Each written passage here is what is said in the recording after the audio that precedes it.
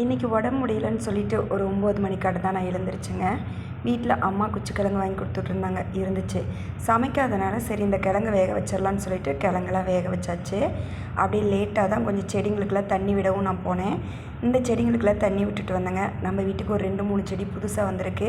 இது வந்து மிளகா செடி. இதோடைய பூவை வச்சு தான் இது மிளகா செடின்னு நான் தெரிஞ்சுக்கிட்டேன். கொஞ்சம் பூ பெருசாக இருக்கும். இது வந்து மணத்தக்காளி செடி.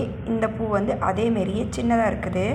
அது மட்டும் இல்லைங்க, ஏற்கனவே நான் வந்து குடமிளகா போன வாரம் பறிச்சிருப்பேன். 3 மிளகாய் மட்டும் பறிச்சுட்டு மீதி 2 மிளகாய் விட்டு வச்சுருந்தேன். இந்த ஒரு வாரத்துலேயே கலர் வந்து எல்லோ கலரில் மாறிடுச்சு. இன்னும் ஒரு வாரம் விட்டால் ரெட் கலரில் மாறிடுமோ அப்படிங்கிறதுக்காக தான் நான் விட்டு வச்சுருக்கேன். இன்றைக்கி எனக்கு உடம்பு சரியாதனால வீட்டில் சமைக்கலை. காலையில் தம்பி வந்து தோசை மட்டும் ஊற்றி பழைய குழம்புலாம் சூடு பண்ணி சாப்பிட்டு போயிட்டாங்க. அவங்க 3 பேருமே. மதியம் அவங்க அப்பாவுமே கடையில் சாப்பிட்டுக்கிறேன்ட்டாரு.